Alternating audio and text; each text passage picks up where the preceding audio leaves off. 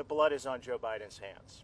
The blood of Americans are now on his hands. That blood is and will be on Joe Biden's hands, and this Congress will hold him accountable.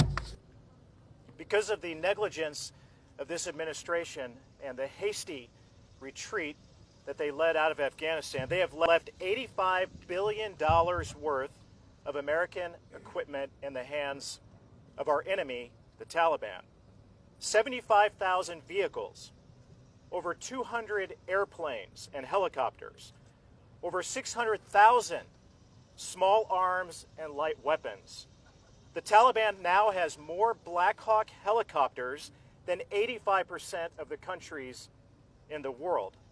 But it's not just weapons.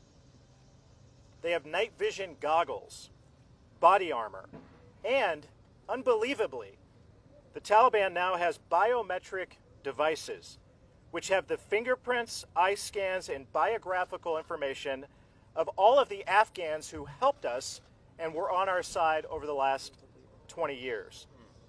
There is no plan by this administration to get those weapons back. There is no plan to account for any of this equipment or these weapons. Let me be very clear.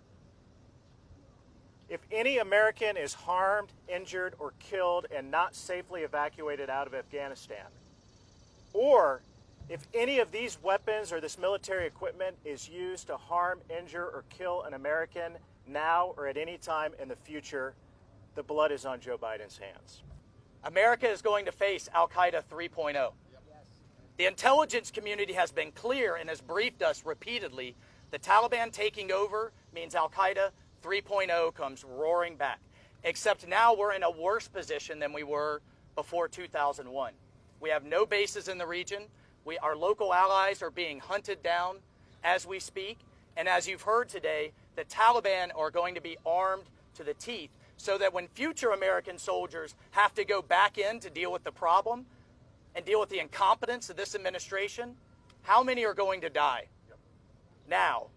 Because they're going to have to fight their way through our own equipment, our own damn equipment, to deal with Al-Qaeda 3.0. Are we going to have another Pulse nightclub? Are we going to have another San Bernardino? Are we going to have another 9/11 because of that incompetence?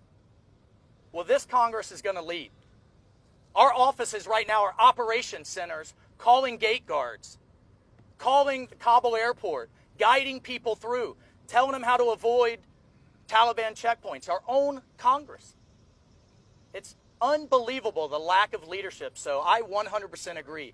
That blood is and will be on Joe Biden's hands, and this Congress will hold him accountable. Let me say this to every Afghan veteran. Your service was not in vain. Your service was not in vain. To those children, those Gold Star children and families, your sacrifice protected America from a terrorist attack for 20 years. What happens from now on is on Joe Biden.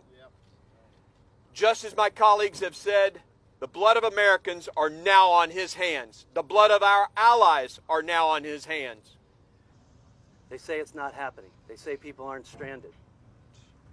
A friend of mine came home from Afghanistan about 5 weeks ago, a trauma surgeon, and he got a text from one of his patients who was shot in the leg and has trouble walking right now, who said he's in hiding. He said he got a text from the Taliban that said, "We know who you are. We have all the government data. We're hunting you down. Turn yourself in because we're hunting you down otherwise." His response was, "I'm dead either way."